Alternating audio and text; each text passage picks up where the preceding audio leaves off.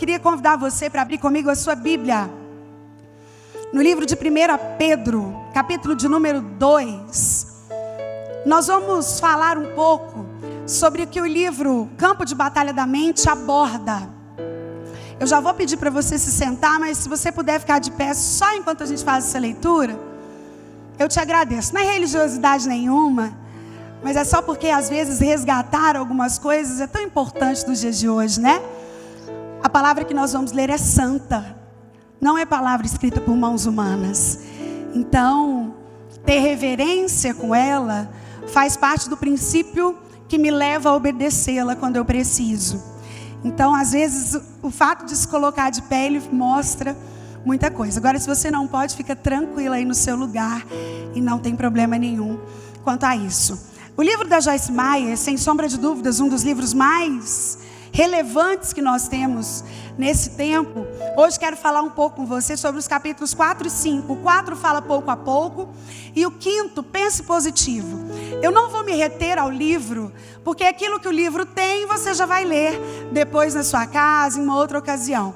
Então, eu vou trazer, com base no conteúdo do livro, algumas coisas que talvez sejam novidades e que, na minha opinião, são relevantes se eu quero viver e ganhar essa batalha que há no campo da mente. Então, 1 Pedro, capítulo 2, verso de número 11. 1 Pedro 2, 11. Diz assim a palavra do Senhor. Amados, o contexto aqui era o seguinte: Pedro estava explicando para o povo como é que deveria ser vivida a vida cristã em termos de comportamento. O que era esperado de uma pessoa que declarava que Jesus era o Senhor da vida dela. Então era isso que Pedro estava dizendo, e num tempo que os cristãos estavam sendo muito perseguidos. Ser crente nessa época era um desafio. As mulheres que se convertiam ao evangelho eram perseguidas. Algumas se convertiam sem que os maridos fossem convertidos. Enfim, é até aqui que Pedro escreve um texto que é muito deturpado às vezes, onde ele fala: mulheres, não sejam vosso adereço o frisado dos cabelos ou as joias. E algumas pessoas pegam esse texto e deturpam para dizer que a gente não pode se cuidar. Pedro não estava dizendo isso.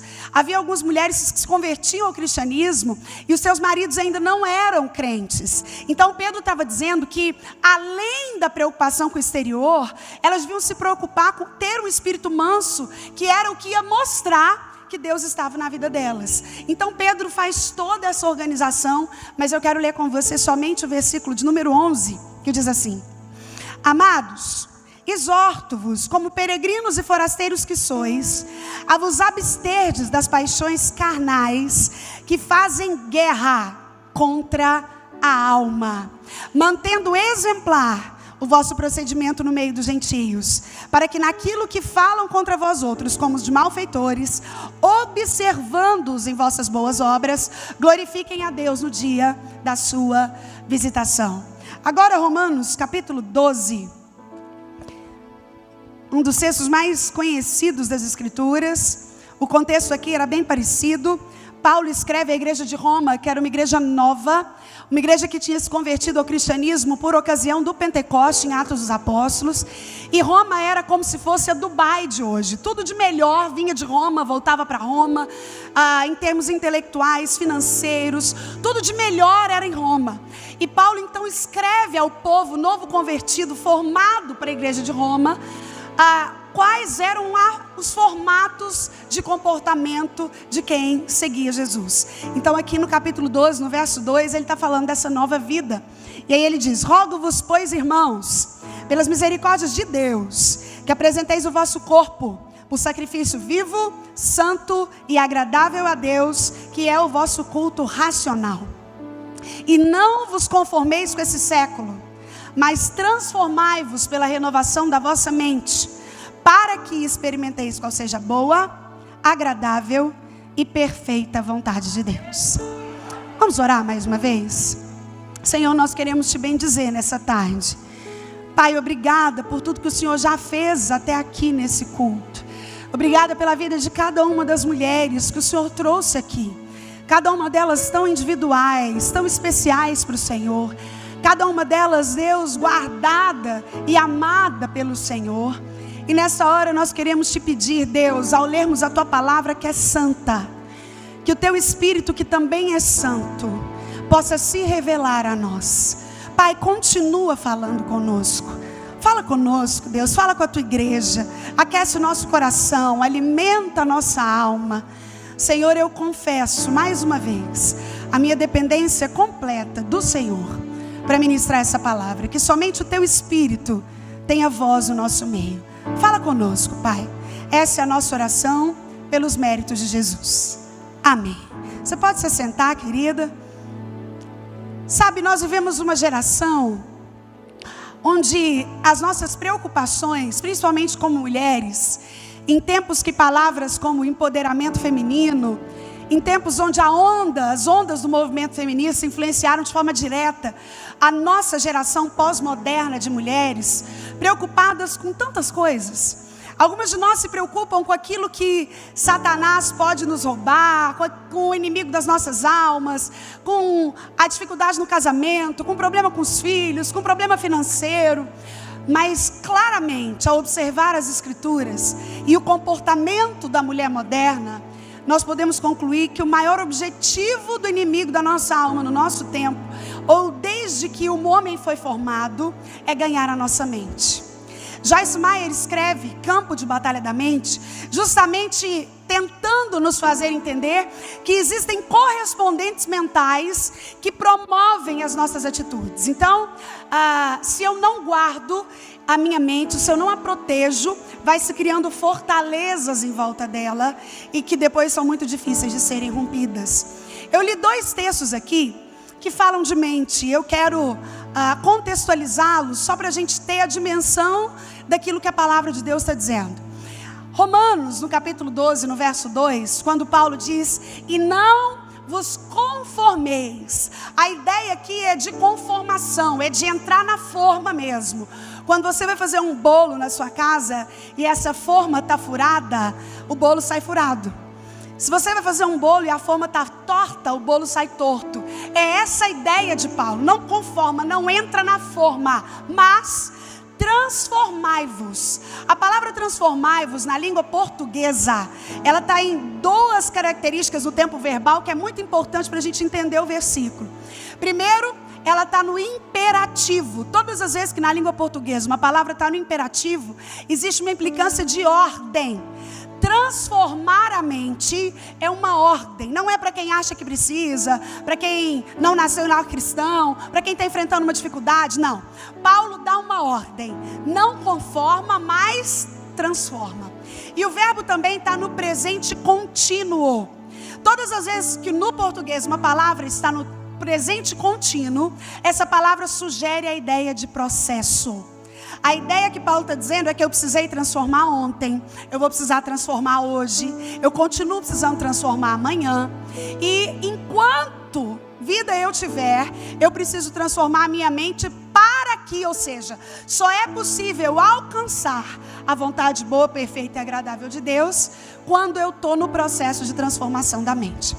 Tem outra coisa que eu quero te explicar antes da gente entrar naquilo que de fato nós queremos compartilhar com você. Nós somos corpo, alma e espírito. É muito importante que a gente entenda isso. Quando a gente começa a se relacionar com Deus, principalmente quando a gente toma a decisão por Jesus, no nosso espírito acontece uma obra imediata. A Bíblia diz que tudo se faz novo. Isso se dá no âmbito do espírito e é uma obra instantânea. No nosso corpo nada muda. Ninguém, porque começa a andar com Jesus, para de ter dor, medo, fome, sede, calor, frio, fica doente. Nós continuamos com o nosso corpo vulnerável, uma vez que ele é limitado, uma vez que ele não é eterno. Então no corpo não muda nada. Mas e a sua alma? Querida, a alma é o lugar onde estão as suas emoções e as suas vontades. Então dor, alegria, medo, raiva, angústia, decepção, traição, humilhação, todos os sentimentos que nós vamos acumulando ao longo da nossa existência, desde a nossa vida intrauterina. Salmo 139 diz que Deus nos teceu no ventre da nossa mãe. Diz que forma assombrosamente maravilhosa Ele nos formou. E diz ainda que ainda nenhum dos nossos dias havia, mas o Senhor já conhecia todos eles. Isso está falando de alma vivente. É exatamente nisso que os ativistas anti-aborto se seguram, em falar que quando há a junção de espermatozoide com o óvulo, um ato que a biologia chama de concepção, ali já é estabelecido uma alma vivente, e a alma é eterna. Sabe qual é o problema? É que mesmo depois da conversão, a nossa alma também não muda. O Espírito, a obra imediata. Deus começa a falar comigo, a se revelar a mim, a dizer coisas ao meu espírito, a alegrar minha alma, a liberar dons sobre a minha vida. O corpo não muda, eu continuo precisando alimentá-lo, cuidar quando faz frio, abanar quando faz calor. E na alma também não acontece nada. Mas Paulo nos diz que na alma é um processo. A palavra mente no grego é a mesma palavra para alma. Pneumo, fala de alma. Ou seja, só é possível alcançar a vontade boa, perfeita e agradável de Deus quando a minha alma é transformada. Mas sabe o que é mais complicador? É que a nossa alma tem uma subdivisão. Ela é dividida em personalidade, caráter e temperamento. E cada um implica algumas atitudes. Eu vou ser rápida só para você entender. Personalidade é formada do 0 aos 7 anos. Isso as ciências humanas dizem. A Bíblia chama isso de idade da razão. Então você que é mãe, que tem filha, criança, filho, a criança, até os 7 anos você está formando a personalidade do indivíduo, que é resultado de duas coisas. Primeiro, influência do meio. Que desenho que você assiste, onde você mora, quem convive com você, quem são as pessoas que cuidam da sua vida, quem te educa, a escola que você frequenta. E segundo, é DNA mesmo, não dá para fazer nada. 50% veio do seu pai, 50% veio da sua mãe, formou a metade da personalidade, que mais a influência do meio deu o que você é. A notícia complicada é que a personalidade não muda. E o caráter? Caráter é o que eu deixo as pessoas conhecerem da minha personalidade. Não necessariamente é verdadeiro. Dá para maquiar caráter, dá para mascarar caráter, dá para fingir. Caráter é aquilo que a gente consegue julgar. É olhar para uma pessoa e dizer, eu gosto de fulano, fulano é bom caráter. Ou então você fala, gente, não entendo Beltrano. Beltrano é crente há tanto tempo e até hoje fofoca. É mau caráter a fulana. Sabe aquelas coisas que a gente não entende? Elas não estão no âmbito do espírito, mas elas estão no âmbito da alma. E o problema, querida, é que Deus está mais interessado no seu caráter do que Ele está no seu carisma. Vida com Deus vem antes de trabalho para Deus. O nosso caráter é o que revela a quem nós pertencemos. Nós vivemos uma geração que ouve com os olhos. A nossa geração ouve com os olhos. Eles não estão preocupados com aquilo que você diz, eles querem ver o que você faz. Eles estão de olho no nosso comportamento. E o caráter é aquilo que eu deixo, aquilo que eu quero mostrar. É por isso que às vezes você convive com uma pessoa há anos, de repente ela faz uma coisa e você fala, gente, eu nunca pensei que fulano fosse capaz de fazer algo assim. Porque é possível fingir caráter. E temperamento? Temperamento foi Deus quem te deu. Por critério de estudo, os estudiosos dividem em 5 tipos de temperamento: colérico, sanguíneo, fleumático, melancólico, e o último que surgiu agora é o supino. Não tenho tempo para falar sobre todos eles, mas é muito importante que você conheça o seu. Ai, Sara, então agora eu fiquei tranquila, eu entendi por que eu sou tão brava. É meu temperamento, então o problema é de Deus? Não é bem assim. Foi Deus quem te deu o seu temperamento. Mas é impossível que eu me relacione com Deus e não tenha o meu temperamento moldado por Ele. À medida que eu me relaciono com o Senhor, a identidade dEle vai formando a minha. É por isso que relacionamento é algo tão importante com Ele. É por isso que eu não tenho como viver da experiência do outro, do testemunho do outro. O testemunho do outro me fortalece e edifica a igreja. Mas na hora que o negócio aperta, o que vale é a sua história pessoal com Ele.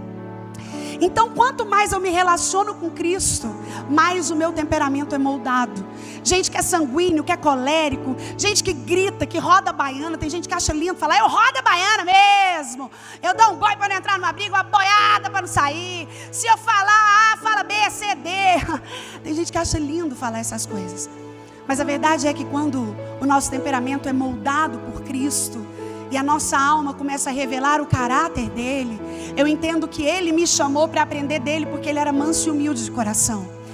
Então eu entendo que eu não falo tudo o que eu penso, que eu não posso rodar a baiana todo o tempo, e nem posso gritar na fila, porque eu acho que eu estou esperando demais, me achando mais importante do que o outro.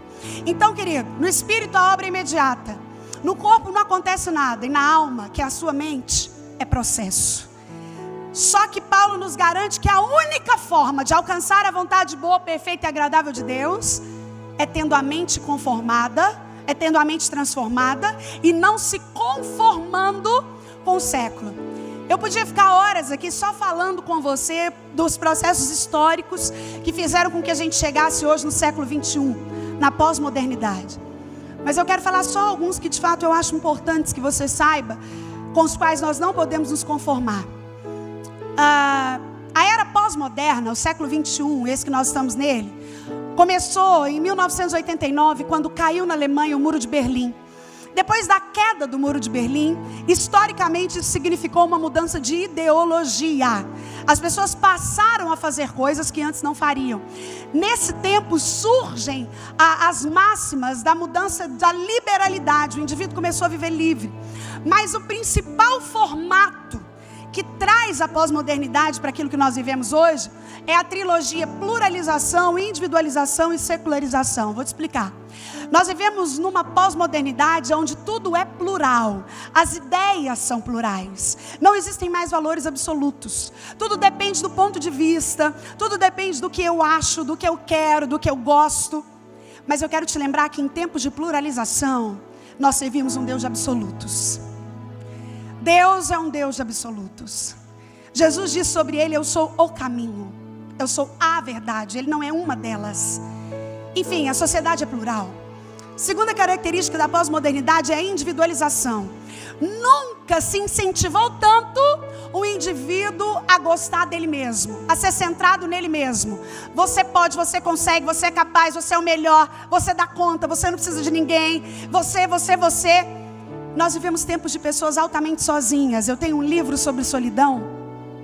Enquanto eu estava escrevendo esse livro, eu fiz algumas pesquisas e elas me levaram a dados assustadores. Só para você ter uma ideia, a cada grupo de 100 pessoas, 25 afirmam não ter um amigo confidente. Esse número é muito maior quando a gente fala de mulheres, porque a Bíblia diz que nós devemos chorar com os que choram e se alegrar com os que se alegram. Você concorda comigo que é bem mais fácil chorar com quem está chorando do que se alegrar com quem está alegre? Suportar a alegria dos outros é coisa para crente. Ver o negócio acontecendo na vida da outra e a sua está paradinha na lagoa e ficar feliz com ela é coisa para gente que é crente. É por isso que eu digo que o verdadeiro amigo não é o que está com você quando você chora, porque via de regra o brasileiro é um povo solidário. A verdadeira amiga é a que suporta a sua alegria, é a que consegue se alegrar com você mesmo que ela esteja chorando, que consegue dar glória a Deus porque você está casando mesmo que ela esteja encalhada, consegue dar glória a Deus porque você tem filhos mesmo ela sendo estéril. Não é fácil se alegrar com os que se alegram, e é por isso que o povo tem ficado cada vez mais sozinho. As pessoas têm se fechado. Talvez você está aqui hoje, tenha entre 1000 pessoas, tem 1000 amigos, tem 40 mil, 50 mil seguidores nas suas redes sociais. Mas se você precisar de alguém 4 da manhã, você não sabe para quem ligar. Isso faz parte da pós-modernidade. A situação da individualização. E aí a mídia social, os processos de coach e tantas outras coisas. Nada contra os coaches. Eu acho que o coach, como uma técnica bem aplicada, pode ajudar muito. Mas mal aplicada com o indivíduo que vai lá e faz um curso em 2 finais de semana e acha que pode direcionar a sua vida, eu penso que a gente vai ter resultados terríveis daqui a um tempo.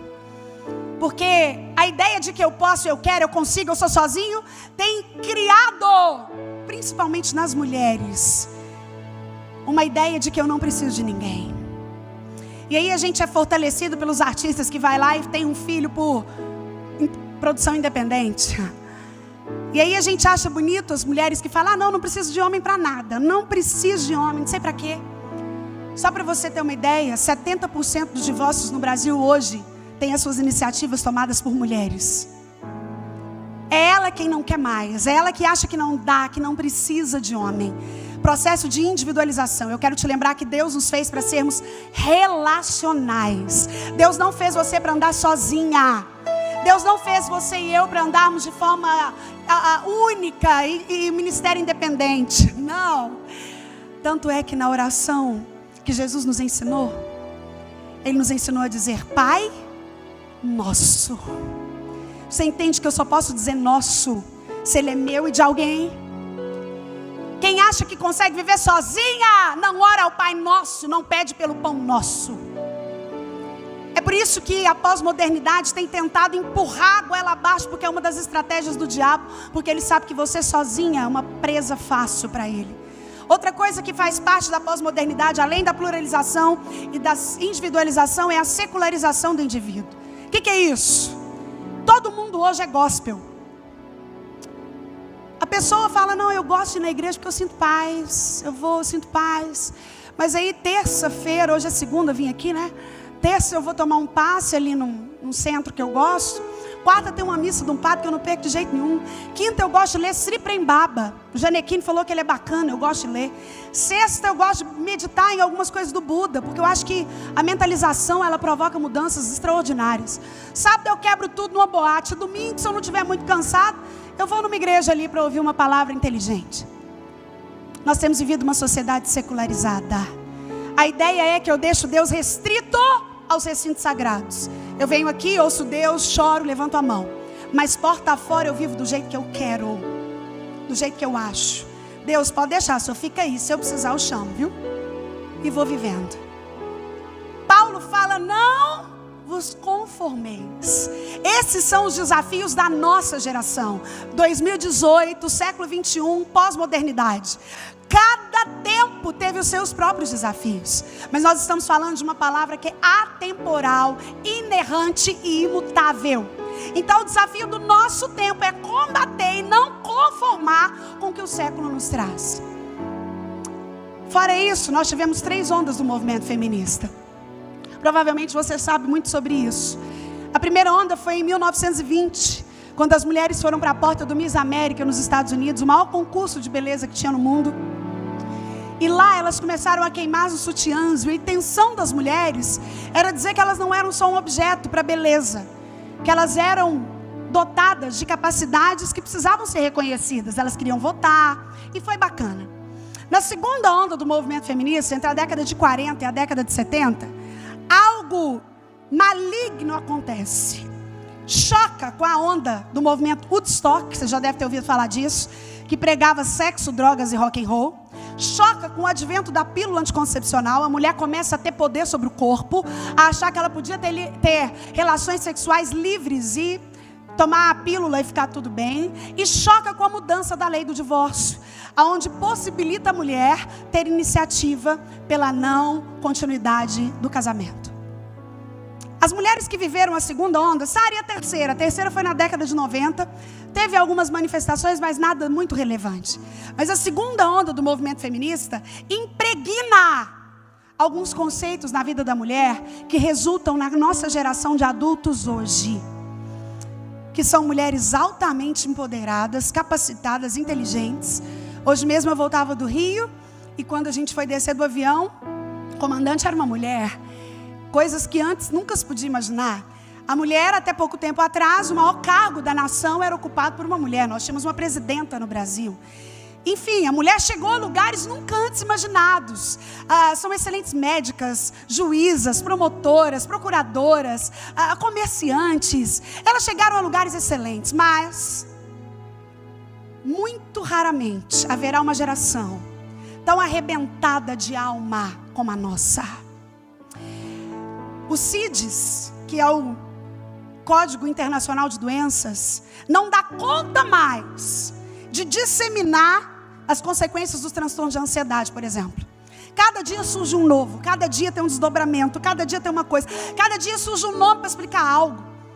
Quando surgiu a SPA, a Síndrome do Pensamento Acelerado, esse nome surge só para justificar gente que deita e não dorme. Porque fica pensando. E as ciências humanas têm tentado ajudar isso e conter Os índices de depressão elevadíssimos, índice de suicídio elevadíssimo. Jornal Popular, há 3 meses atrás, trouxe uma matéria sobre suicídio assustadora. Goiás tem maior média de suicídio do Brasil. O índice no Brasil é 5,5 para cada 100 mil habitantes. O índice de Goiás é 6,1 para cada 100 mil. São os homens quem mais morrem, mas são as mulheres quem mais tentam. A diferença é que quando o homem tenta suicídio, ele morre mesmo. A mulher tenta, mas de vez em quando é só tentativa. Ela toma uns remédios que dá tempo de levar no médico. Ela dá umas cortadinhas no pulso, mas não vai tão fundo. Vai lá, dá umas costuradas, dá tudo certo. Mas a mulher tenta muito mais do que o homem. Por quê? Porque a alma está adoecida. A mente não está vivendo o processo de renovação contínuo. E o seu comportamento tem se conformado com esse século. E aí, o seu caráter começa a dar sinais daquilo que, se a gente observar de forma clara, justifica os nossos choros. Justifica muitas das nossas atitudes, das nossas dúvidas, dos nossos questionamentos. Para acabar de completar, eu estou só querendo te mostrar o quanto esse negócio de falar de mente e alma é delicado. O texto que eu li em 1 Pedro está dizendo, olha, vós que vive aí na terra como peregrino, ou seja, vocês que pertencem a Deus, eu quero incentivar vocês, Pedro diz, a lutar contra as concupiscências da carne. A palavra concupiscência significa desejo desenfreado de. A Bíblia fala de concupiscência dos olhos, aquilo que o meu olho quer de qualquer jeito. Concupiscência da carne, do corpo. E aqui Paulo diz, você tem que lutar contra isso. Porque há uma milícia, há uma luta pela sua alma.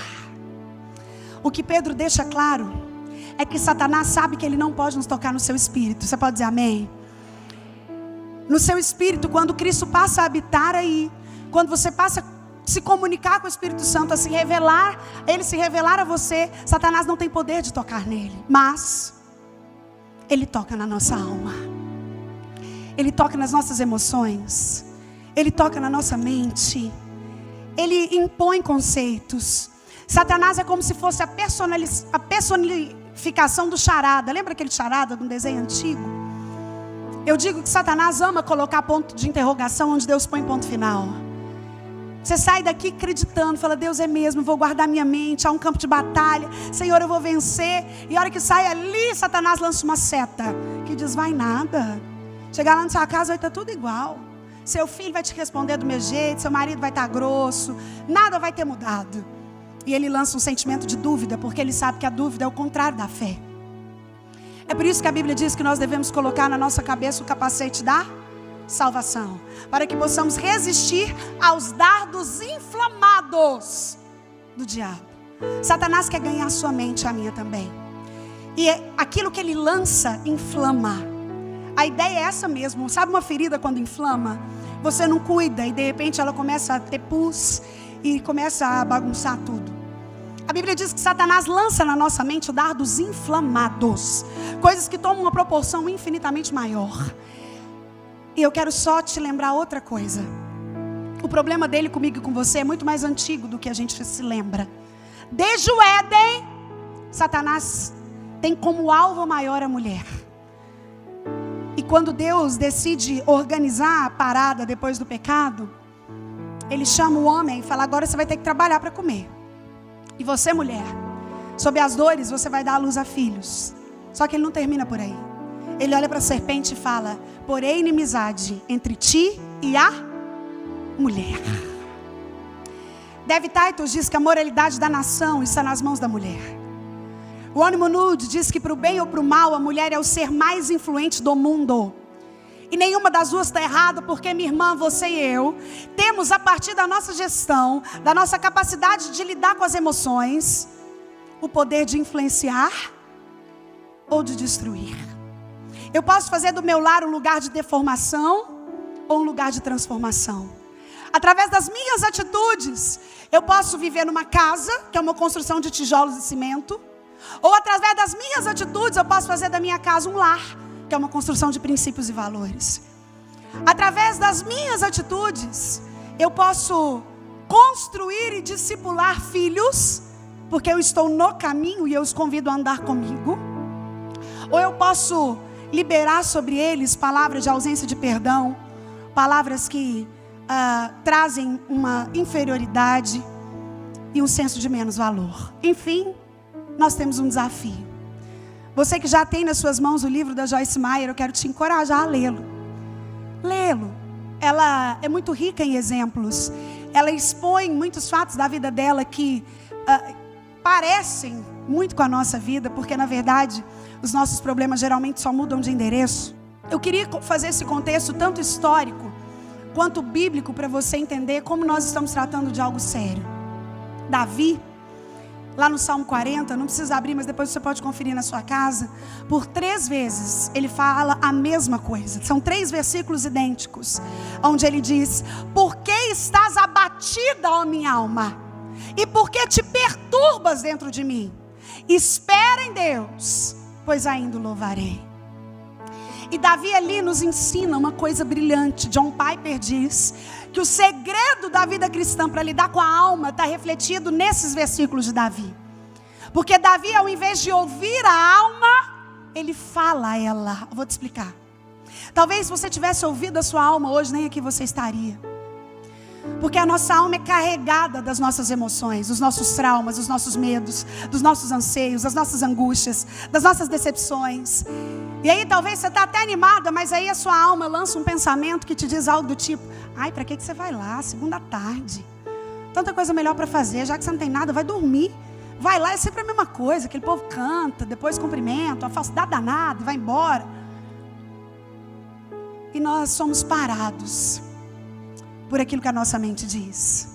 Mas Davi nos ensina que ao invés de ficar ouvindo a nossa alma, se nós queremos ganhar essa batalha, nós precisamos falar a ela. E Davi começa a dizer: por que estás abatido, ó minha alma? Por que te perturbas dentro de mim? E aí ele dá uma ordem a ela. Ele diz: espera em Deus, pois ainda o louvarei. Quando ao invés de ouvir a minha alma, eu passo a falar a ela, eu começo a ter os meus comportamentos transformados. Eu vou ser breve que o meu tempo está acabando, mas deixa eu te falar uma coisa. Esses 2 capítulos da Joyce, tanto o 4, pouco a pouco, quanto o 5, Penso Positivo, eles trazem algumas coisas que eu quero resumir em 3 pontos aqui para a gente já encerrar. Muitas vezes nós nos preocupamos, e isso é natural, em fazer detox, né? Nós vivemos na época em que o detox está famoso, é suco detox, dieta detox, massagem detox. E a gente cuida do nosso corpo, e isso é muito bom e importante, sim.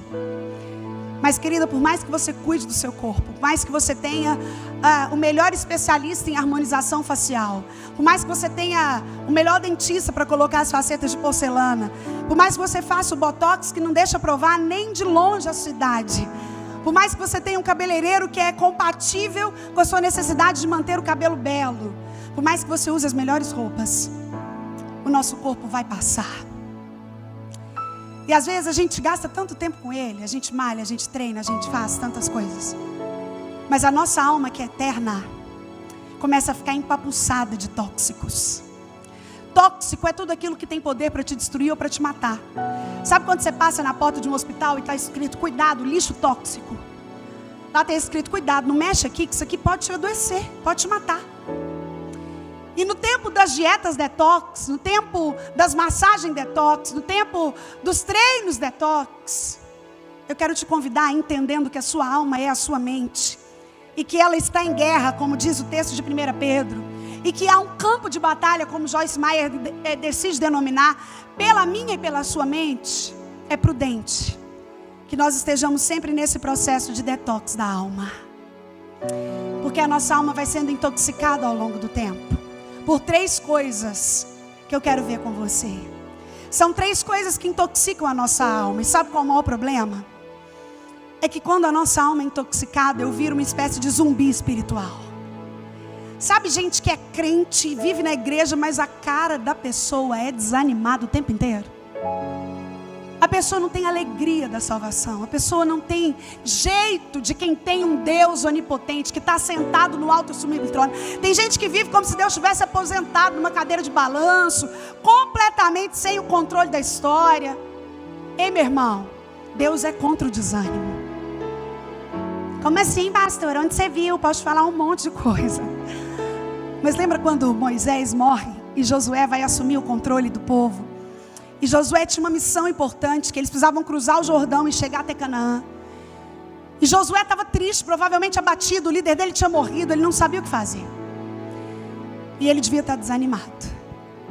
É por isso que 3 vezes no capítulo 1 de Josué, nós encontramos Deus falando a ele: Josué, tende bom ânimo.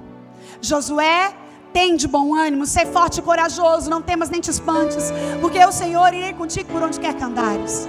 Porque Deus sabe que o líder desanimado não influencia ninguém. Jesus, lá no Evangelho, quando cura a mulher do fluxo de sangue, uma mulher que 12 anos sofria de uma hemorragia, sangrava o tempo todo, e Jesus a cura. E depois de curá-la, antes de dizer outra coisa, Jesus olha para o rosto dela e diz: mulher, tende bom ânimo. Você concorda comigo que aquela mulher devia ter cara de gente desanimada? Além de sofrer o sangramento físico, de ter o corpo fraco e abatido, provavelmente ela sofria uma segregação social. Ninguém chegava perto de uma mulher que sangrava. Os estudiosos afirmam que provavelmente ela já tinha perdido o seu marido, porque uma mulher naquela condição não tinha como manter relações sexuais que eram necessárias para a constituição do casamento e para gerar filhos. Ela devia ter cara de desanimada. E Jesus sabia que nem mesmo o milagre da cura da hemorragia valeria nada se ela mantivesse o semblante de desânimo. É por isso que Jesus chega nela e fala: mulher, tende bom ânimo. Porque até para contar um milagre e as pessoas darem glória a Deus, eu preciso ter bom ânimo. Eu preciso andar feliz. E muitas vezes nós temos andado como quem não entende a quem serve, como quem limita Deus, como quem acha que Deus está sem perceber. Sabe aquela sensação de falar: Deus, mas onde o Senhor está que o Senhor não está vendo isso? Deus, não é possível que o Senhor permitiu. Deus, isso não pode ter vindo do Senhor, não. Deus, será que o Senhor não está vendo? Deus, será que o Senhor não percebe? Ô minha irmã, Deus trabalha segundo um plano. Você pode dizer amém? E o plano dele não mudou. O plano dele é perfeito e revelado para mim e para você na palavra sagrada de Gênesis e Apocalipse. Ele não mudou. A palavra diz sobre ela mesma que pode passar céus e terra, mas a palavra dele não muda, não passa. E é seguro nessa palavra que eu preciso enfrentar de forma prudente o detox da minha alma. Quero te lembrar de novo que alma e mente são a mesma coisa. A ideia de Paulo, a palavra que ele utiliza quando fala de mente, é a palavra metanoia. Metanoia fala de uma mudança completa de forma, mas é diferente de metamorfose. Metamorfose também vem do grego e tem a tradução completa por mudança completa de forma. Mas metanoia é um processo, metamorfose é um processo externo. É aquilo que a gente estuda em biologia da borboleta. Casulo, lagarto, borboleta. Isso é metamorfose, uma transformação externa. Mas a palavra que o apóstolo Paulo usa para a mente é a palavra metanoia, que fala de uma transformação interna. Algo que vem de dentro para fora. Você sabe por que a nossa mente é um campo de batalha? Porque se ela não estiver organizada, não adianta nada as suas tentativas de organizar o que está fora de você. O que eu estou te dizendo é que é impossível fazer uma ex-organização sem antes fazer uma endo-organização.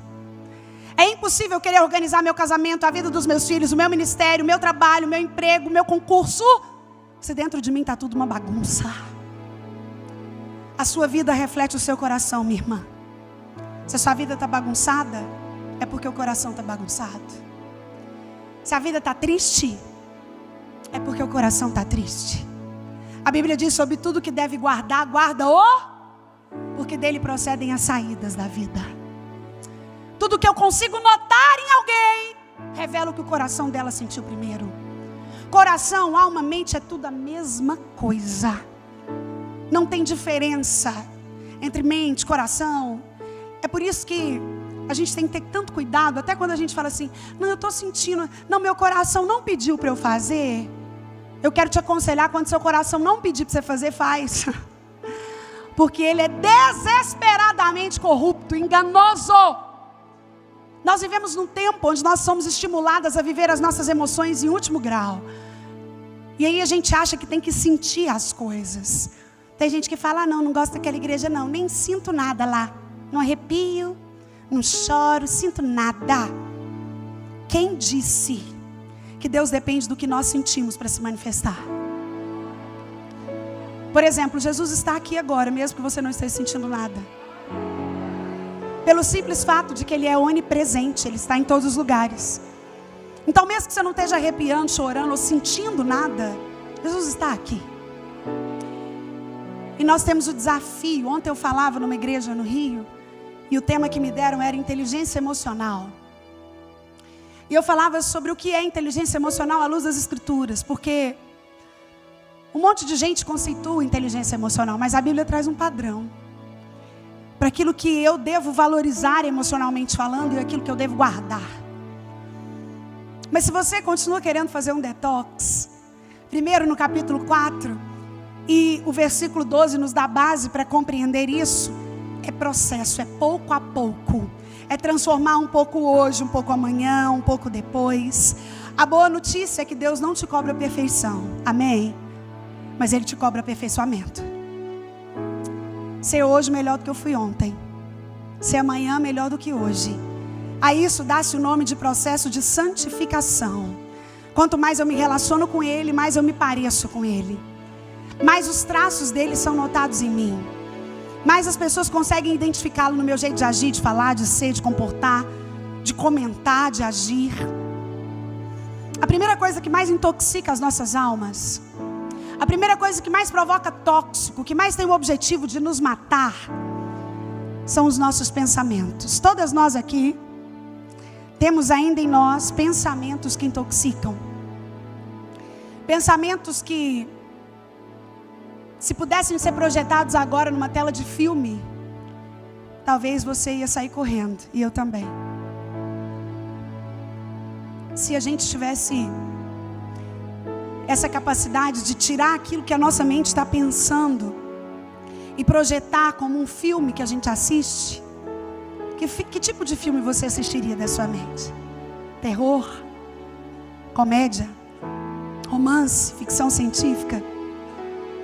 Pensamentos tóxicos são pessoas que ao longo da vida começam a criar fortalezas que mesmo depois que se relacionam com Cristo, veja bem, eu estou dizendo de gente que tem vida espiritual, porque o espírito não pode ser tocado. Eu estou dizendo de gente que tem dom, que tem visão, que fala em línguas, que profetiza, mas que anda como um zumbi espiritual, porque a alma está tóxica. A alma está cheia de coisas que vieram ao longo da história e criaram fortalezas na mente. Pensamentos acionam palavras. Palavras acionam atitudes. E a gente vai indo nesse ciclo vicioso de pensamento que me faz falar, de uma palavra que me faz aquilo que eu vou agir, e aquilo que eu vou agir determina aquilo que eu construo ou aquilo que eu destruo. E é na mente que tudo começa, e é aqui que tudo é decidido. Provavelmente todas nós, alguma vez na vida, já chorou na frente do espelho só para ver como que era a nossa cara chorando, né? Será que eu choro desse ângulo ou do ângulo de cá? Se a lágrima sai daqui, ela comove mais. Não, essa boca não está boa chorando. Porque a gente começa a decidir a nossa ação na mente. E o problema é que ao longo da nossa existência, nós vamos permitindo ser geradas em nós pensamentos tóxicos. Sara, como que eu sei que eu tenho pensamentos tóxicos? Eu não tenho tempo aqui, mas eu vou te falar muito rápido. Alguns sintomas de quem tem pensamento tóxico formado ao longo da história, da sua existência, da sua personalidade. Pessoas de pensamento tóxico têm dificuldade de fazer amizade, trabalhar em equipe. É gente que fala, não dá para fazer sozinho. Sabe, você está fazendo faculdade, a pessoa passa um trabalho em equipe. Não, prefiro fazer sozinho, professor, não leva mal não. É gente que fala, não gosto de fazer amizade não. Sabe por quê? As pessoas são muito más. Não, fulano, você pensa que você sabe das coisas, quando você vem com um fubá, eu tô com um bolo já. Aquelas pessoas que vivem na retaguarda. Aqui não entra ninguém, aqui não... Pensamento tóxico.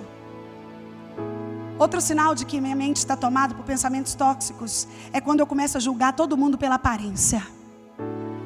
Eu nem conheço, mas eu falo, eu omito uma opinião. E hoje com as redes sociais isso virou um pandemônio, não tem outro nome. Nós somos cruéis. Sabe, uma das pessoas que eu tenho mais medo de conviver são pessoas que se dizem sinceras. Sabe aquela amiga que você tem que falar, não leve a mal não, é que eu sou muito sincera. Tudo que assim, eu preciso falar é que eu sou muito sincera. Minha irmã, talvez o que você chama de sinceridade no fundo é crueldade. Porque se todo mundo sair por aí falando tudo que pensa, ninguém convive. E às vezes nós somos tão cruéis com o outro. A gente julga o que a gente nem conhece. A gente fala das nossas impressões. A gente fala daquilo que a gente nem provou. Pessoas que julgam pela aparência têm pensamentos tóxicos. Foi sendo intoxicado ao longo da história e aí acham que tem o poder de julgar os outros. Isso é sério, isso é grave, isso não reflete Deus.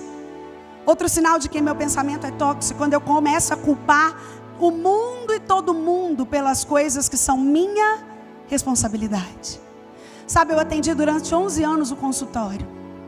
E nunca, e nenhuma vez, da criança mais nova ao adulto mais idoso, eu ouvi alguém chegar na terapia para dizer, eu estou aqui porque eu sou ruim na minha vida.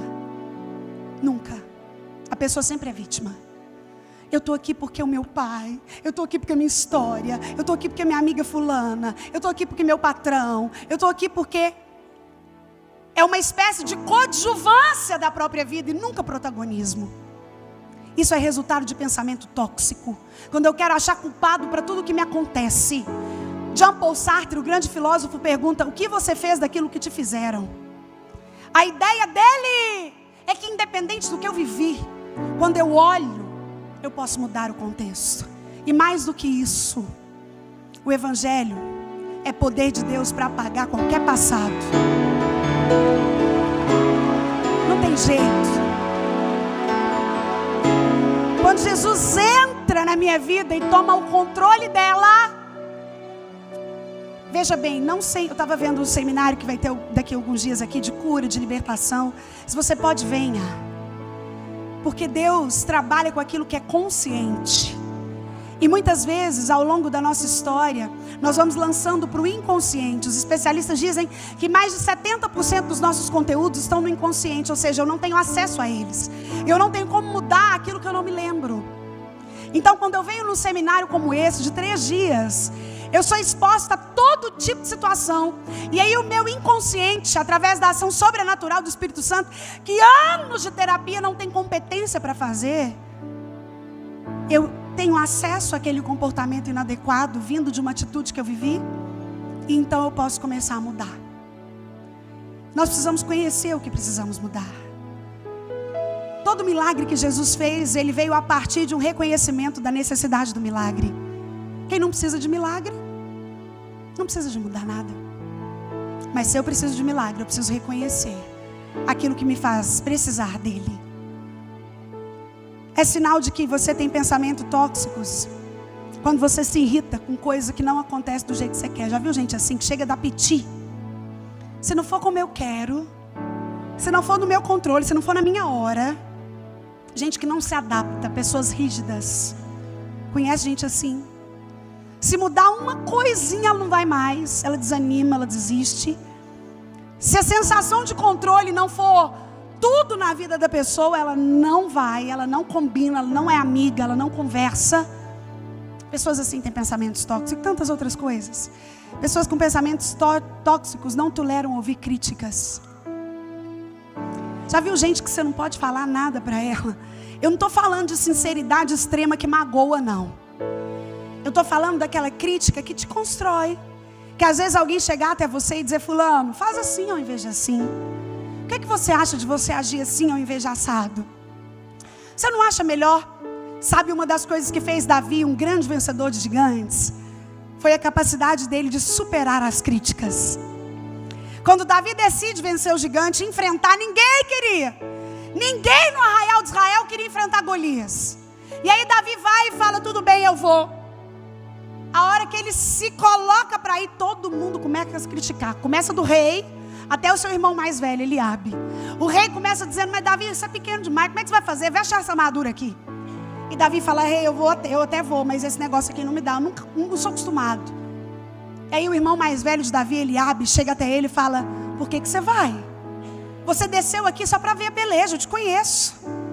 E Davi olha para Eliabe e fala: o que eu fiz dessa vez? A ideia que o texto sugere é que Eliabe sempre criticava Davi. Meu irmão, para vencer gigante, nós precisamos superar as críticas. Pessoas que não são capazes de ouvir uma crítica. Tem gente que, se o marido falar assim: nossa, mas eu estou achando que o seu cabelo, nossa, adoece, entra em depressão, não sai de casa, não olha no espelho. Pensamento tóxico. Outro sinal de pensamento tóxico, e tem tanta coisa aqui, eu vou terminar por aqui que eu vou entrar na outra coisa tóxica. É gente que tem uma mudança de astral rápida, é pessoa sonhadora, mas que não executa nada. Minha irmã, sonho sem atitude é coisa de gente preguiçosa. Amém? Sonho sem atitude é coisa de gente preguiçosa. Já viu gente que sonha, mas tem tanto sonho que quase vive no fantástico mundo de Bob. Mas na hora de agir, pensamento tóxico. Sonhador demais, mas atitude de menos. Pessoas com pensamentos tóxicos raramente terminam o que começam. Pessoas com pensamentos tóxicos invejam os outros e não valorizam o que têm. Joenir Ventura diz que cobiça é querer o que não se tem. Ciúmes é querer manter o que se tem. Inveja é não querer que os outros tenham. Inveja é algo tão sério que a ideia da inveja é: eu não quero o seu sapato, ele nem me serve, eu calço 39, você 35. Mas eu não quero que você tenha sapatos. Pessoas que têm pensamentos tóxicos vivem sempre querendo o que é do outro. Sabe aquela coisa da grama do vizinho ser mais verde? Eu estou de olho no que o outro tem, no que o outro conquista, no que o outro quer. E aí eu sou levado a acreditar que se eu tivesse a vida do outro seria melhor. Se o meu marido fosse como a da outra. Se eu tivesse as oportunidades da outra. Se eu tivesse nascido da família da outra. Se eu comprasse as roupas da outra. Se eu tivesse o cirurgião plástico da outra. E a gente começa a intoxicar os nossos pensamentos de uma forma adoecida. Mas eu quero te dizer, minha irmã, que todo pensamento tóxico é baseado numa mentira. Satanás começou mentindo a Eva no Éden. E ainda hoje, para te intoxicar, ele continua mentindo para você. Todas as vezes que a nossa mente é conduzida a ser intoxicada por um pensamento, a ação não pode ser de Deus. Porque Deus não mente. Pelo contrário, Jesus é a verdade. Mentira é o único pecado para o qual a Bíblia atribui paternidade. O diabo é o pai da mentira. Ele quem gerou, ele quem fez a mentira. E ele lança esses dardos nas nossas mentes. Eu diferencio 4 tipos de pensamentos tóxicos, eu não tenho tempo aqui. Pensamentos negativos. Sabe gente que acha que Lady Murphy, se uma coisa tem alguma possibilidade de dar errado, ela vai dar errado? Esses dias eu ouvi uma pessoa falar uma coisa que eu gosto de contar porque eu achei o limite de alguém que se acha negativo. Você já viu pessoas que falam negativamente sobre elas mesmas o tempo todo? Uma vez eu aprendi uma lição com a Gisele Bündchen.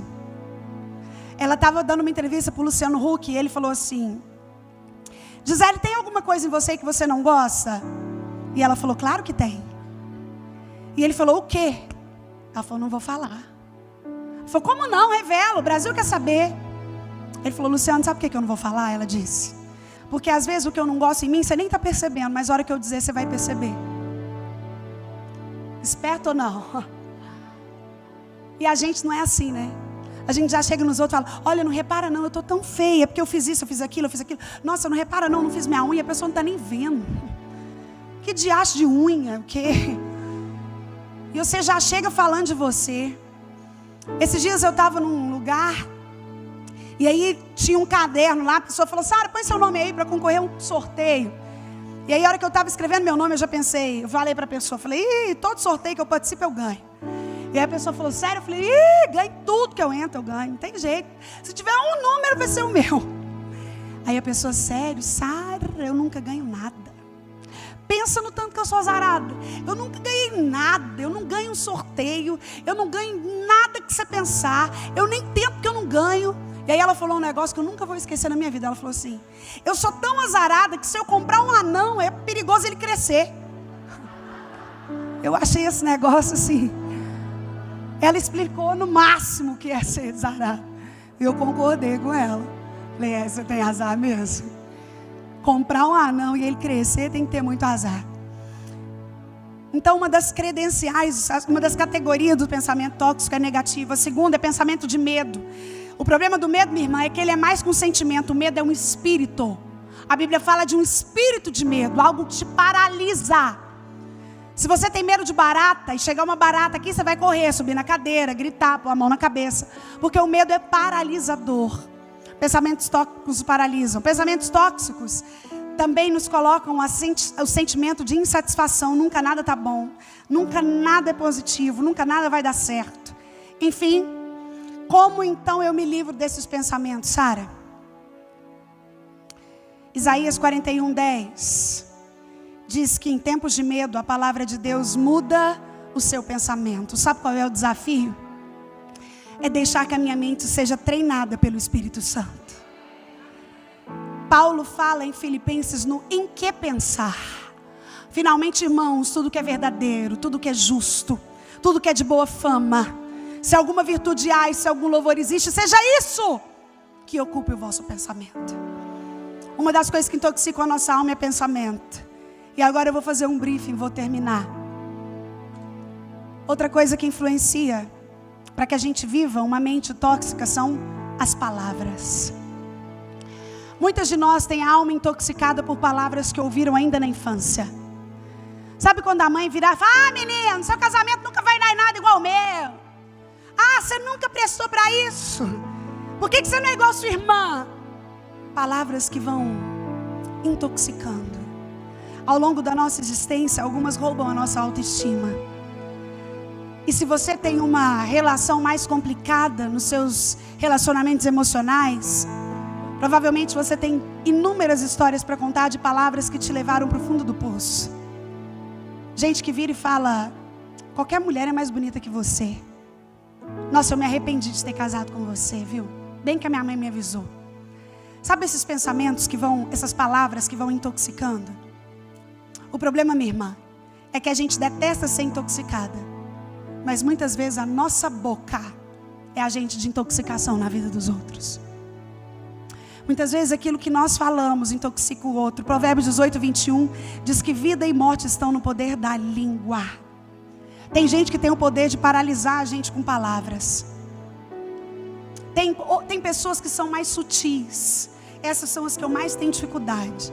Quando eu fui casar com meu esposo, a gente saiu para conversar. E a gente sentou e ele falou assim: Sara, eu te trouxe aqui porque eu queria fazer um pacto com você. Pensei, meu Deus. E ele disse: eu queria que você falasse uma coisa que você não suporta. E depois eu vou falar uma coisa que eu não suporto. Para a gente nunca fazer isso um com o outro. E aí ele falou: o que eu não suporto é grito. Eu tenho dificuldade com grito e tal. E eu disse a ele: o que eu não suporto é cinismo. Eu tenho dificuldade de conviver com pessoas cínicas, que falam com ar falso, que tem uma mensagem subliminar em cada coisa. Eu tenho dificuldade de entender coisas na entrelinha, eu nem faço esforço para isso, esse é o meu jeito. Então eu tenho dificuldade de conviver com gente que está sempre tendo coisa subentendida. Eu sou uma pessoa mais lerda, até eu entender uma coisa já passou um bonde, assim. Porque eu não sou dessas que fica ativa o tempo inteiro, vendo o que está acontecendo, ligada. Eu prefiro lidar com o mal depois do que ficar privando todas as relações de chegarem até mim. É o meu jeito. Eu tenho dificuldade com gente que é irônica com as palavras. E tem gente que mata o outro com palavras suaves. Quantos anos você tem? 35. Nossa, mas você já devia estar casada com essa idade, né? Você não acha? Sabe gente assim, que fala essas coisas que... fingindo que não quer magoar, mas já magoou, já arrebentou, já gerou choro e já... Ou então quando a gente ouve dos pais algo do tipo: eu queria que você fosse como seu irmão. Comparação é uma das coisas mais adoecedoras que alguém pode vivenciar. Palavras intoxicadoras. Por contrapartida, tem palavra que levanta a gente por anos.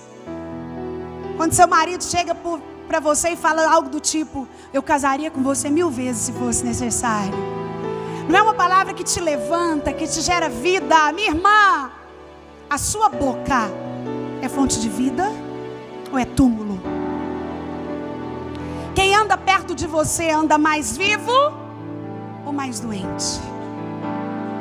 Todos nós somos vítimas de palavras tóxicas alguma vez na vida.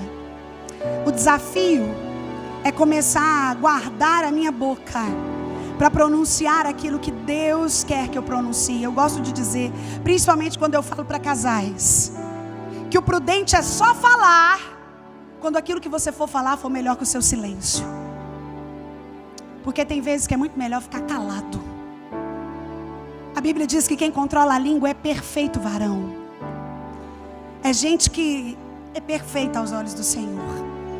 Tiago diz que é possível domar os cavalos quando a gente coloca freio neles. É possível domar um navio quando você põe um leme nele. Mas a língua, um órgão tão pequeno, pode destruir. Palavras tóxicas. Eu te disse que tem pensamentos tóxicos que intoxicam a alma. Palavras tóxicas. Tem um monte de subdivisão. Se depois você quiser, eu posso até te passar esse material. Mas eu preciso terminar dizendo que existem ainda relacionamentos tóxicos. Eu digo que todo Bruno tem um macarrão. Lembra do Bruno? Tem umas coisas que eu escrevo que nem eu mesmo acredito depois. Nossa, o que será que minha cabeça estava pensando quando eu escrevi? Lembra daquele Bruno, goleiro Bruno do Flamengo, que matou Elisa Samúdio? E que ele tinha um cúmplice que chamava Macarrão? E o cara ajudou ele a fazer tudo, mas na hora que o negócio deu rolo, o cara contou as verdades tudo. Falou: deixa eu falar, é tudo culpa dele, eu tenho nada. Ele tinha até o nome dele tatuado na pele, Bruno, bem grande. Mas na hora que deu ruim, foi ele sozinho. Eu digo que todo Bruno tem um macarrão. Gente que leva pro buraco. Foi Batseba na vida de Davi, foi Judas na vida de Jesus. Judas viu Jesus fazer até milagre, mas o traiu sem pensar meia vez. Tem gente que está esperando só uma oportunidade para destruir o outro. Toda Eva tem uma cobra. Todos nós temos alguém que está ali. Jonas, quando pôs o barco no mar, lá no meio o barco começa a afundar, e aí Jonas queria saber, as pessoas queriam saber de quem era a culpa. E Jonas sabia que era dele. Ele sabia que era a desobediência dele que estava causando aquele rolo. Nós também somos assim. Às vezes a gente põe pessoas em fria, ou às vezes alguém pôs você em fria. E quando o negócio ficou ruim, essa pessoa começou a lembrar que a culpa era sua. Todas nós, pelo menos alguma vez na vida, já tivemos um relacionamento tóxico. Algo que deixou marcas, algo que nos feriu.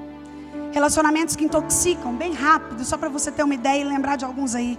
São relacionamentos baseados em interesses. A pessoa não quer o que você é, ela quer o que você tem. Ou o que ela pode se tornar a partir de um relacionamento com você. Misericórdia, meu irmão. Misericórdia, meu irmão. Outro tipo de relação tóxica são relações possessivas. Sabe aquela amiga que quer você só para ela? Gruda. Se você falar com a outra, postou uma foto com a outra, deu um rolo. Gente que vive relação de ciúme possessivo. Reverendo Hernandes Dias Lopes diz que o ciumento cria o que não existe, aumenta o que já existe. Ou seja, a mente dele trabalha contrário às atitudes. Pessoas ciumentas são assim. Relacionamentos que intoxicam são relacionamentos falsos, relacionamentos pecaminosos. Sabe aquela pessoa que quando você encontra com ela, você fica pior? Você está andando no shopping felizinha, querendo tomar um sundae, beber uma água, e de repente você encontra uma pessoa que você não via há anos. E a hora que você percebe, a hora que você vai entrar no seu carro, até o pescoço está duro. Você sai pior da conversa. Pessoas tóxicas. Relacionamentos tóxicos são relacionamentos tristes, relacionamentos distantes, relacionamentos de cobrança, relacionamentos com pessoas caladas demais. Lembra daquela música? Não lembro quem canta, mas falava: eu te amo calado. Relacionar com gente calada mata a gente aos poucos. Ninguém sabe o que o calado quer, diz um ditado, né?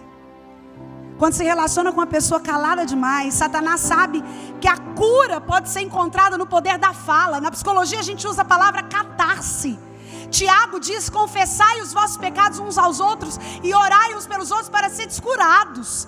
A Bíblia fala que a cura vem através da fala. É por isso que pessoas muito caladas vão intoxicando os nossos relacionamentos. Eu não tenho tempo para falar disso aqui, mas uma das maiores dificuldades da nossa geração tem sido as relações mães e filhos adolescentes.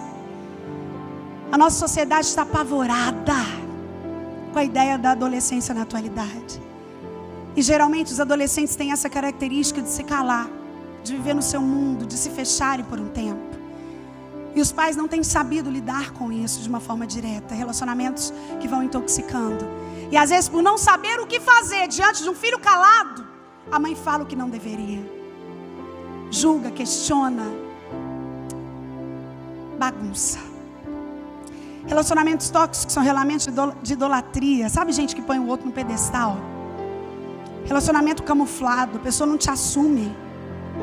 Eu me lembro que a minha mãe toda a vida, os conselhos dela me valeram para a vida. Eu me lembro que quando a gente foi começar a pensar em namorar, minha mãe falava assim para mim: Sara, nunca saia com um cara que não subir aqui em casa.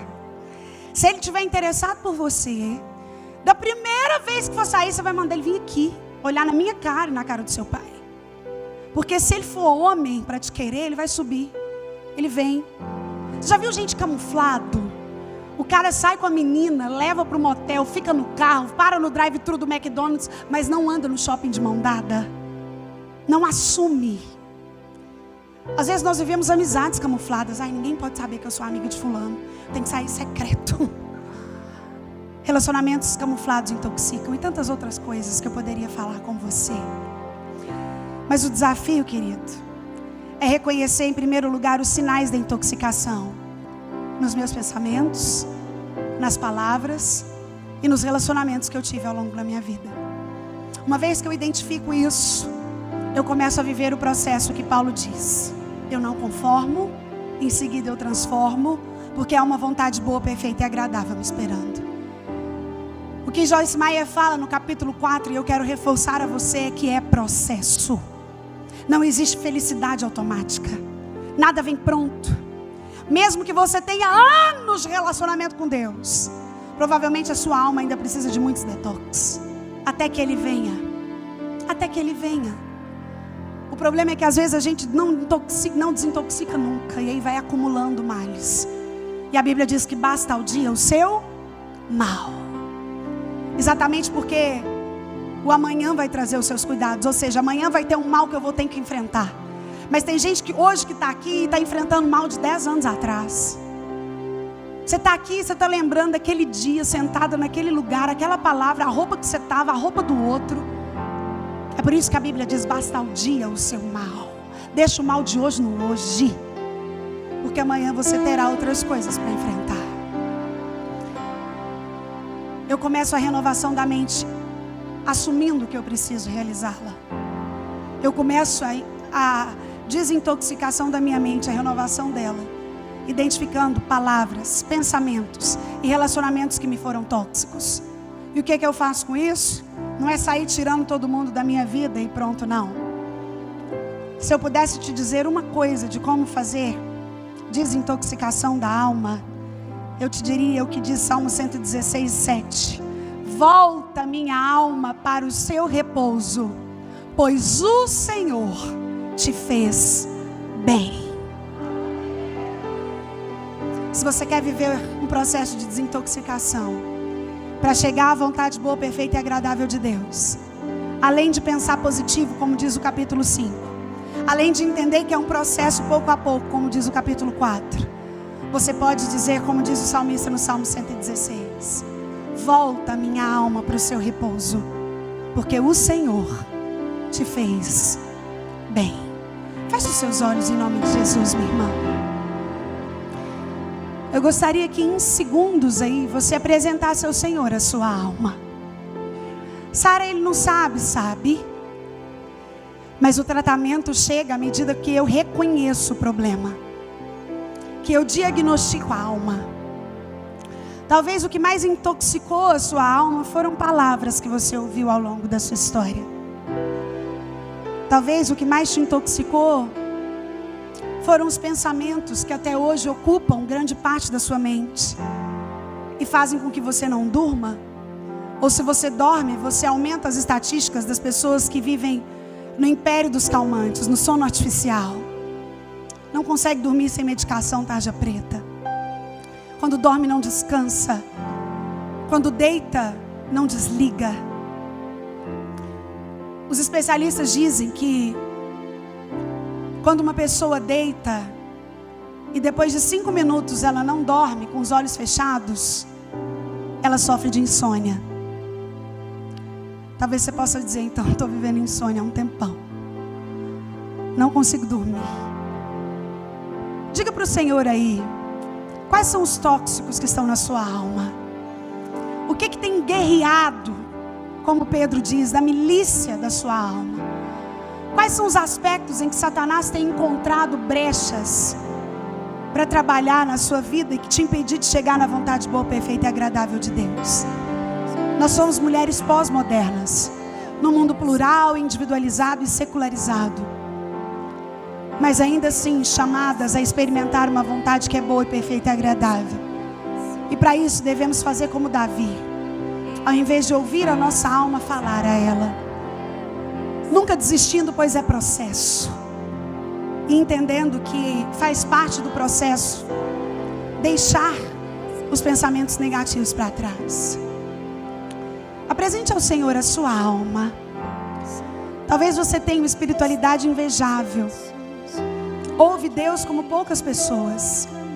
É íntimo do Senhor, fala em línguas, tem dons, tem atribuições na igreja, presta serviços na sua igreja local.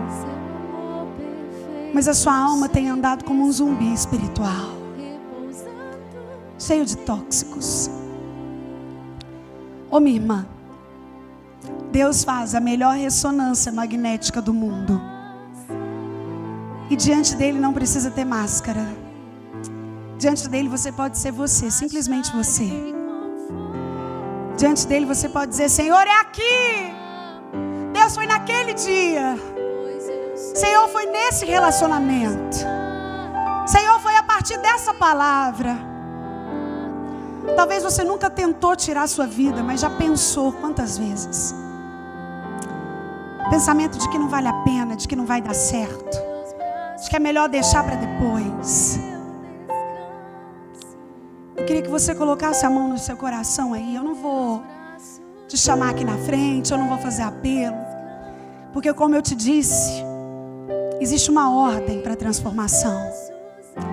E se você deseja de fato, diante da concepção de que a minha mente é um campo de batalha, viver com a mente transformada, para que a vontade boa, perfeita e agradável de Deus se estabeleça na sua vida, você vai querer ser transformada.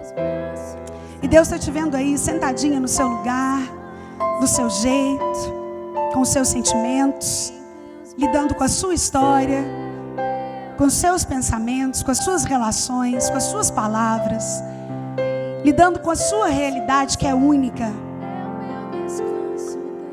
E eu quero te convidar a orar comigo, apresentando a sua alma ao Senhor. Ela é muito importante para Deus. A nossa alma é algo eterno que habita num corpo finito e limitado. E se nós não a desintoxicarmos de tempos em tempos, nós corremos o sério risco de andarmos com Cristo, mas de não revelarmos Ele através das nossas atitudes. A nossa mente precisa de uma transformação contínua que só o Espírito Santo pode fazer. E a boa notícia é que Ele está aqui. Jesus está aqui. Jesus está neste lugar. E onde Jesus está, milagres acontecem sempre. Coloque a mão aí no seu coração. eu posso falar para a minha alma, mas você tem que falar para a sua. Não tem como eu dizer para a sua, por que estás abatido, ó alma da Joana? Não tem jeito. Sou eu que tenho que dizer, por que estás abatido, ó minha alma? E por que te perturbas dentro de mim? Por que está ansiosa? Por que está preocupada? Por que está pessimista? Por que está desanimada? Por que está se sentindo traída? Por que está se sentindo humilhada? É você quem precisa fazer uma análise e clamar por você. Oh, minha irmã, existem momentos que quem precisa clamar por nós somos nós mesmas. Ninguém pode fazer isso por nós. E esse é um desses momentos. Entendendo que é um processo. Entendendo que a renovação da mente muda o meu jeito de agir, de pensar e de falar. Senhor, nós queremos te adorar mais uma vez. Dizer, Pai, que quando nós olhamos para dentro de nós encontramos conflitos, Deus. A nossa humanidade nos expõe a pensamentos tóxicos, a palavras tóxicas, a relacionamentos tóxicos. Quantas vezes, Senhor, os tóxicos somos nós mesmos. Oh Deus, e nós queremos em primeiro lugar te pedir perdão pelas vezes que nós fomos agentes tóxicos na vida de alguém, pelas vezes que as nossas palavras intoxicaram a alma de alguém. Senhor, perdão. Perdão por todas as vezes que nós não guardamos a nossa língua, por todas as vezes que nós prometemos e não cumprimos. Perdão, Pai, por todas as vezes que nós decepcionamos pessoas, que nós humilhamos pessoas, que nós traímos pessoas, que nós provocamos feridas em pessoas. Perdão, Senhor. Pai, uma vez perdoados, porque nós cremos nisso, a palavra diz que quem confessa e deixa alcança misericórdia. Uma vez perdoadas, Pai, nós queremos clamar por nós. Cada uma dessas mulheres aqui, Senhor, está expondo ao Senhor qual a parte da sua alma que precisa de um detox. Se os pensamentos, se as palavras, se os relacionamentos. Ah, Deus, há mulheres aqui que viveram uma vida sendo intoxicadas por pessoas, sendo escravas de palavras, gerando pensamentos que vieram de conceitos que não vieram do Senhor. Oh Pai, algumas dessas mulheres choram sem que ninguém veja. Algumas delas até sorriem por fora, mas por dentro estão arrasadas. Oh Pai, nós queremos nos expor diante do Senhor nessa hora. Nós queremos declarar que sozinhas nós não conseguimos, Senhor. E queremos te pedir que o Senhor passe com teu bálsamo. O bálsamo de cura, o bálsamo que limpa, o bálsamo que restaura, o bálsamo que libera, o bálsamo que faz tudo novo, o bálsamo que dá nova chance. Deus, a tua palavra nos garante que o Deus que fez a ferida é o Deus que sara a ferida. E nós clamamos, Deus, em nome de Jesus, que batalhas na mente sejam ganhas nessa tarde. Pai, que pelo poder que há no teu nome, mulheres tenham seus comportamentos transformados. Deus, que a milícia pela nossa alma seja todos os dias ganha pelo Senhor. Oh Pai, nos auxilia, nos ajuda, nos encoraja, leva o nosso pensamento cativo à tua obediência.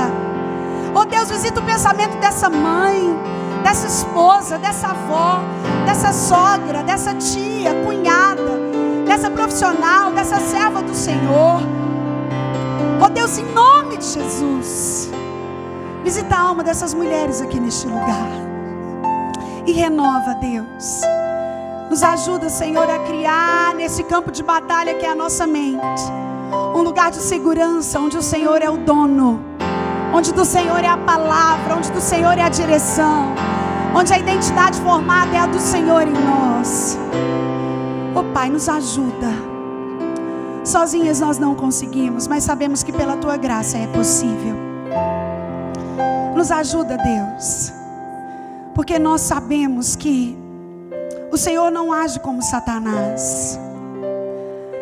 Satanás conhece o nosso nome, mas nos insiste em chamar pelo nosso pecado. Mas o Senhor não. O Senhor, mesmo conhecendo o maior e mais escandaloso dos nossos pecados, nos chama pelo nosso nome. Obrigada, Senhor. Obrigada porque, apesar de todos os tóxicos que acumulamos na nossa alma, em pensamentos, em palavras, em relacionamentos, o Senhor é poderoso para fazer tudo novo.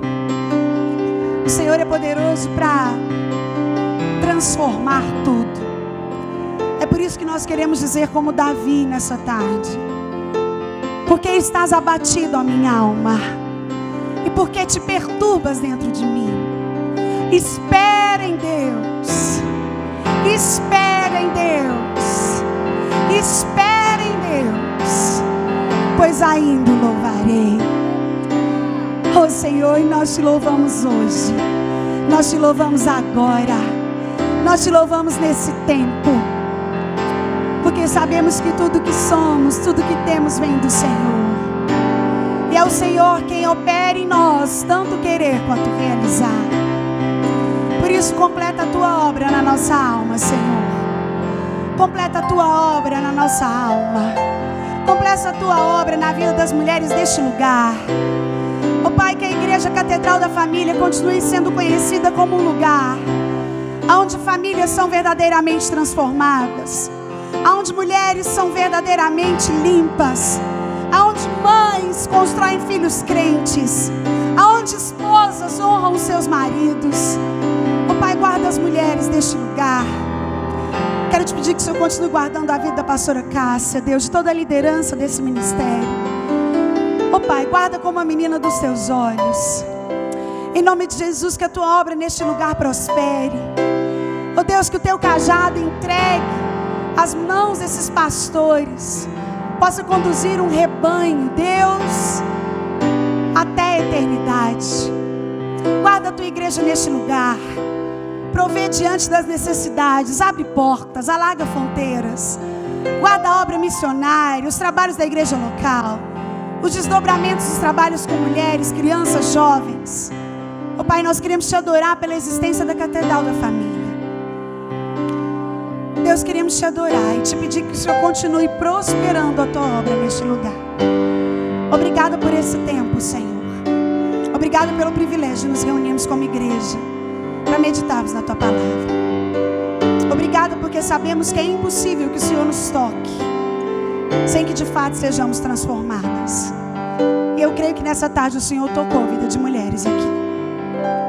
Eu oro e te agradeço por tudo, em nome de Jesus.